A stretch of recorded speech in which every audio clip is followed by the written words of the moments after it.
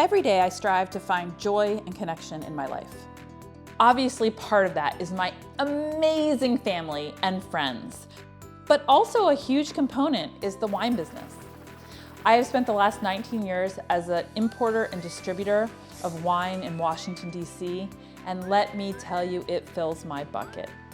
What I'd like to do here is bring you along on the journey. The wine business can be incredibly insular, and I would like to blow that wide open and introduce you to some of my favorite people in the wine business. We're gonna start with Washington State, where we interview 6 of my favorite vintners and try to unpack just how much of the wine business is about wine and how much of the wine business is about people and culture and all the other beautiful X factors. I'm Christy Delovich, and it's 5 o'clock somewhere in the Vineyard, Washington State edition.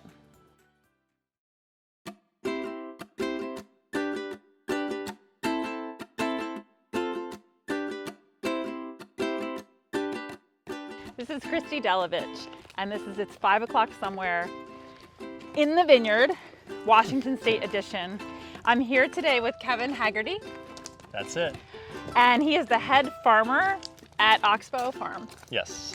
And the reason we're here is because the owners of one of our fantastic wineries, Novelty Hill, is also the partner in this farm, correct? Mm-hmm. So do you want to tell them a little bit about who they are? Yeah, I'd be happy to. So Oxbow Farm and Conservation Center, we're a nonprofit organization. We're both inspiring people to eat healthy, sustainably grown food and also be good stewards of our natural resources. Okay. And Tom, who is an owner of Novelty Hill Janwick Winery, is also board president and owner of the property on which Oxbow operates. Great.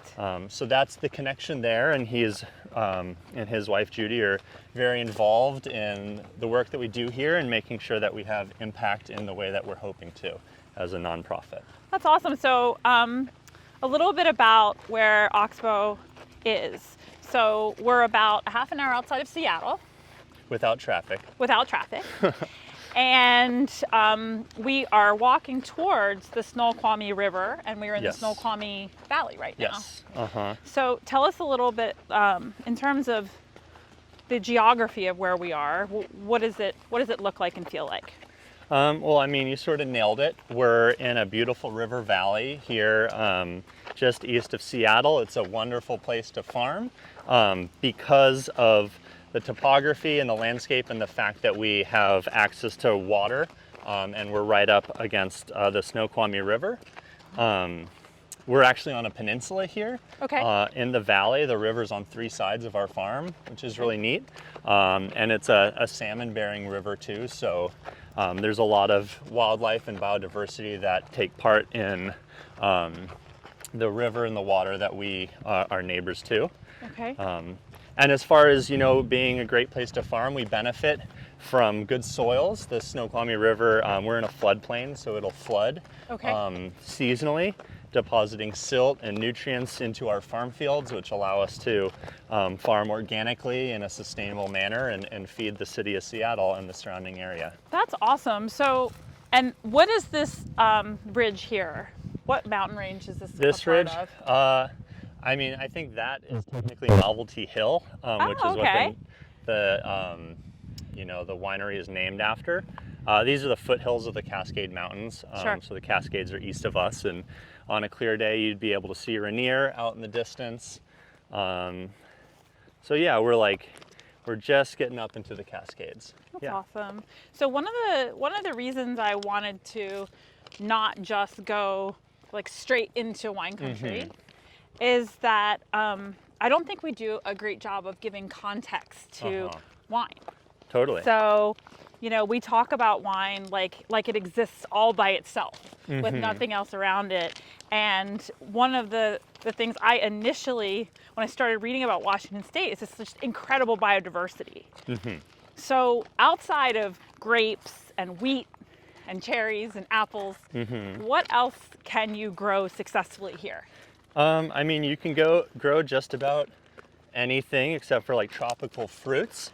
Sure. It's really a wonderful place to farm. Washington's a diverse state. Sure. It's known for being rainy and gray and dark here, but that's only on the west side of the mountain range. Okay. You know, the majority of the state is actually on the east side of the Cascade Mountains, and that's where folks are growing apples, things like that, those larger fruit crops. And you know, because of that, it's a lot hotter, it's a lot drier on the east side of the mountain range too. So because of that fact, there's a lot of different climates, a lot of different bioregions here in Washington, and we can grow a lot of different things because of that. At least here in the Snoqualmie Valley, you'll see tons of different crops being grown. Most of the farms here are on the smaller side. Sure. Mostly family owned? Mostly family owned, small organic family farms operating here. And, you know, at least with Oxbow, we're growing 50 different types of vegetables. 50? 50, yeah. And that's not uncommon for farms in this area and farms our scale. What are your top 10 crops in terms of volume? Top 10 crops in terms of volume. I did not pre-ask him any of these questions, but I heard you were total pro. I'm a pro. Total pro.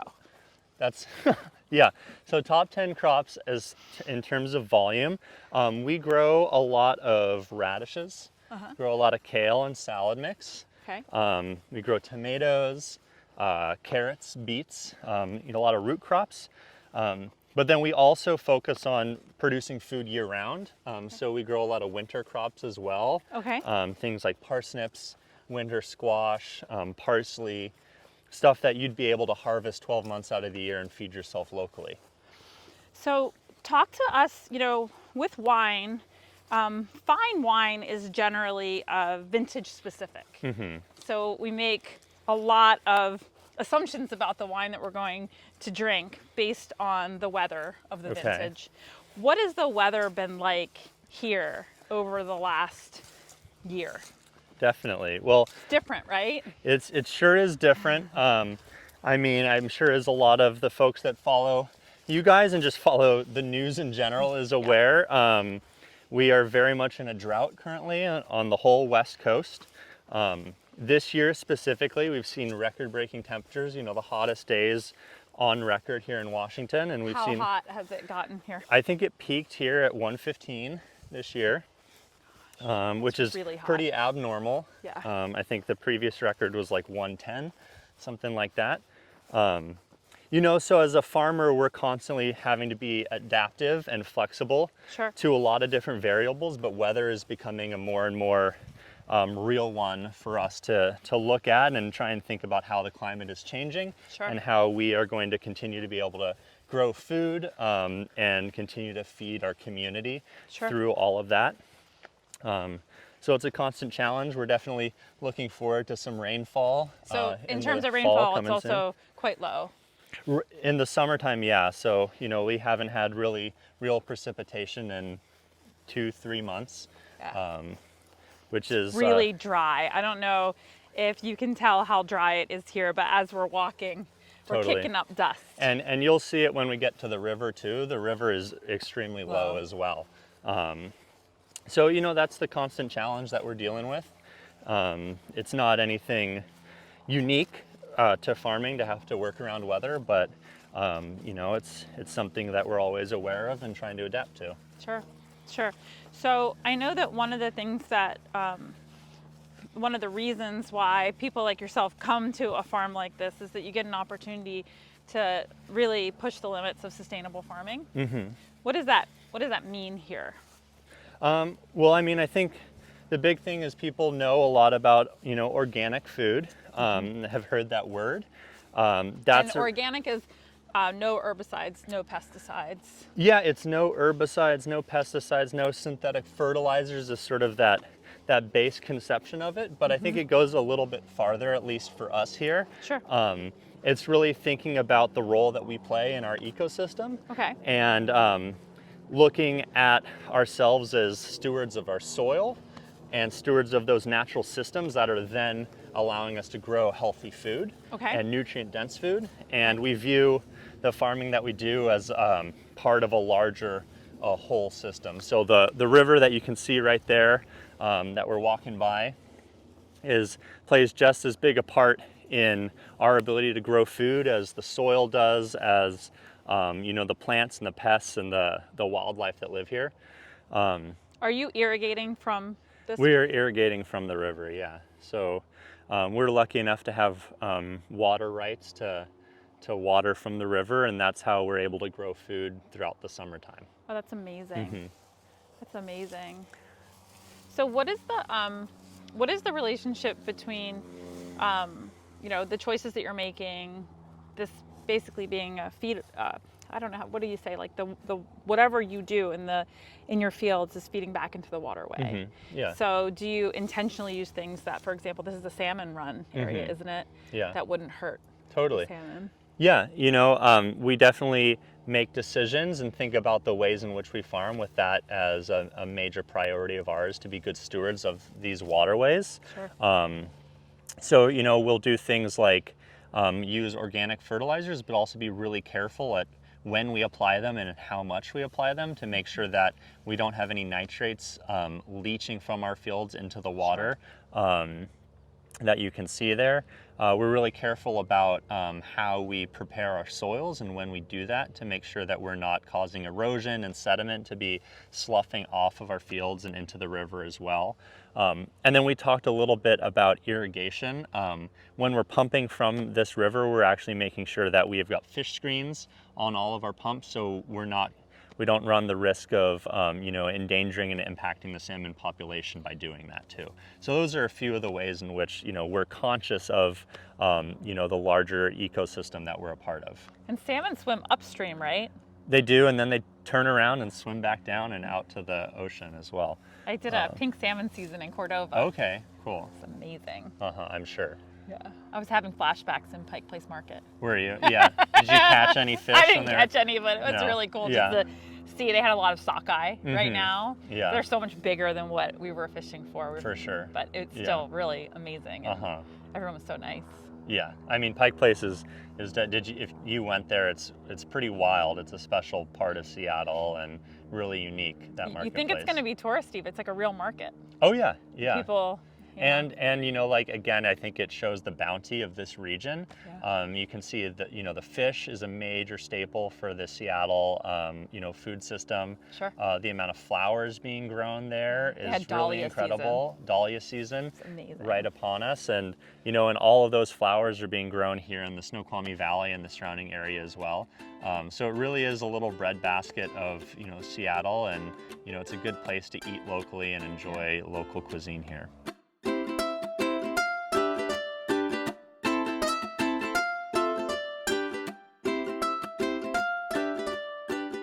So, Farmer Kevin, what are we looking at here? We're looking at a crop that's not normally grown in Washington. This is ginger. You'd normally get it, in Hawaii or a more tropical place, but we're growing it here in a greenhouse. And we started growing it in February. It's almost September now, and we're gonna pick it in a couple weeks. But another cool way that we try to be adaptive and just have a little fun out here growing cool things. Awesome. It smells so good. It's different than any ginger you'll get anywhere else. It smells really sweet. It's sweet, it's uncured, so it's all fresh ginger. It's what you find pickled when you go eat sushi or anything like that. It's delicious, it's mind-blowing. It's awesome. So what other products do you want to show us? Oh, golly. I see pear. That's actually quince. That's quince? We've got a quince tree, got apples, we've got some hardy kiwis. Kiwi? We've got some kiwis. We grow a bit of everything, and this is actually what we're looking at is the educational component of what we do. It's called the Living Playground, and we actually bring kids out here. Pre-COVID, it was upwards of 8,000 kids would come out a year to learn where their food comes from. So this is quince. I've never seen a quince before. Ta-da! There we are. It's fuzzy. It is pretty cool. It's really fuzzy. What does a quince taste like? That's a tough one for me to answer. It's sweet. It's sort of floral. Tastes sort of floral, herbaceous. It's really good. Like you have like quince jam or jelly that you eat stuff with. Yeah. There's a chef that we work with who likes to take it whole and roast it on like an open fire, and it's just like warm and melts in your mouth. It's pretty delicious. And these are apples. These are apples. This is beautiful. They're just about ready. It's a lot of apples. Where the tree is loaded. Yeah, and you know, like same deal. This is something that our CSA shareholders get to pick when they're out here. So Kids cool. will get to pick them and see where the apples are actually coming from. Learn about pollination and how, you know, plants and interact with animals. And then we've got a little living tunnel right here. Oh my gosh. Kids can sort of play hide and go seek and run around and learn to play and enjoy the outdoors. Go on in there, Steve. This is really cool. I wouldn't want to come out. This is awesome. Are these grapevines? There's a whole mix. These are grapes. There's willows in here, kiwis, a lot of other vining things to make it up. But yeah, you can sort of cruise on through. It's fun for sure. This way? Yeah, that way will send us back out. This way goes back out to the rest of the playground area. Let's go this way.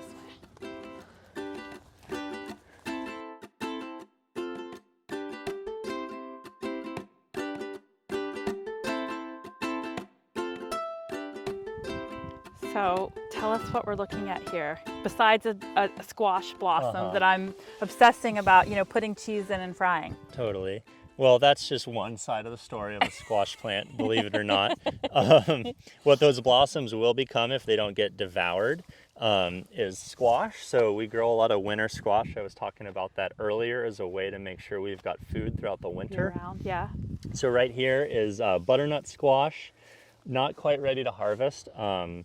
We're gonna start picking this mid to end of September, just in time for sort of October and pumpkin patches and all that stuff and colder weather. People like making soups out of it, so. Yeah, butternut squash soup is yeah. like one of the finer things in life.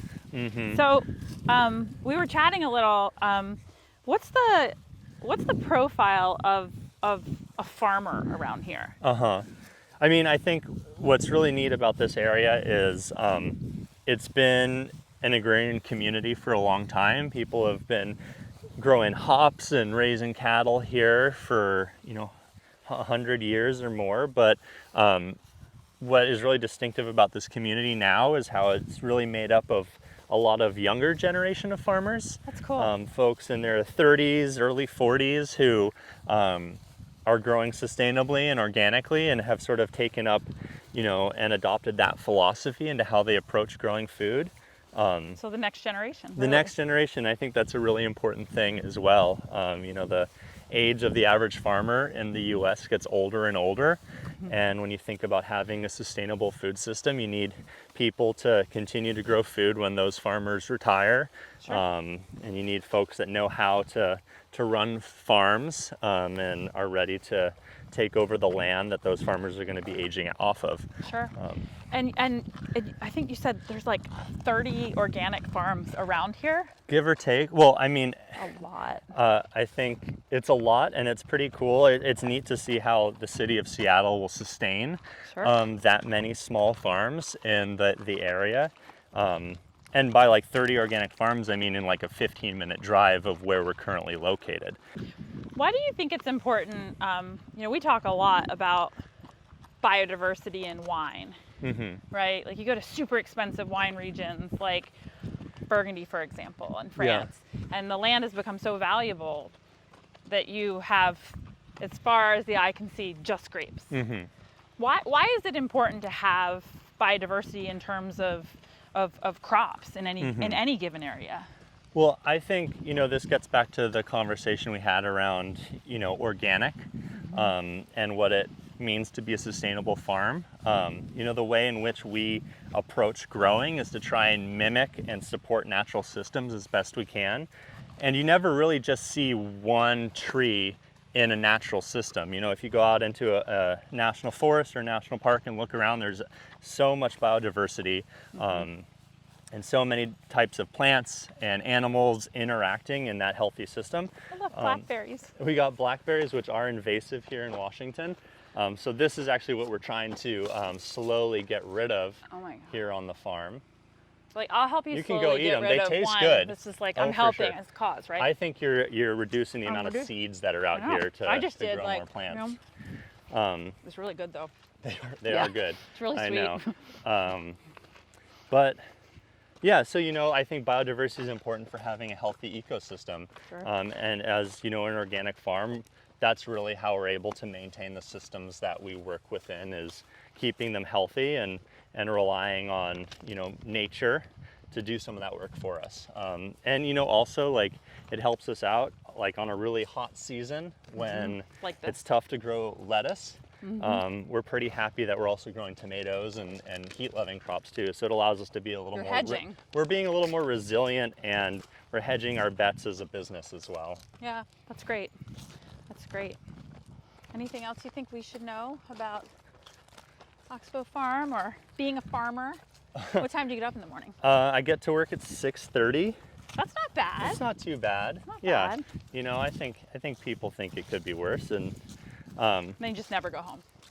never go home. I have definitely spent the night at the farm a few times. I think the real thing that I'd like to just convey is, I think that the same way having small independent wineries is important for having a strong wine culture, so is having small independent local farms. And I think there's a lot of value in supporting small producers. And I'd encourage people to do that and buy directly from local farms, is the same way they're buying, and supporting small local wineries like Novelty Hill. Yeah, all the wineries that we're visiting this week are 100% family owned and operated. Heck yeah! Isn't that cool? That is cool, and it's really neat to hear that and to know that there's a lot of artisans out there, doing that. Yeah, my company, Winebow, is a giant supporter of family owned and operated wineries around the world. Yeah, that's It's awesome. really cool. It's really, really cool, and you really see quickly how connected they all are in philosophy. Yeah. Well, it is a community, Absolutely. Yeah. Well, thanks for your time. Yeah, for sure. Thanks for great. coming out and seeing the farm. It's a pretty place. Absolutely. We're lucky to be able to spend our days here. It's awesome. For sure.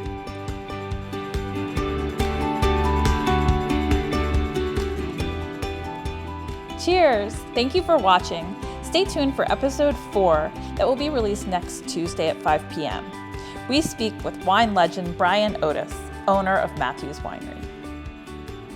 We will be releasing a new episode every Tuesday and Thursday at 5 p.m. through November 11th.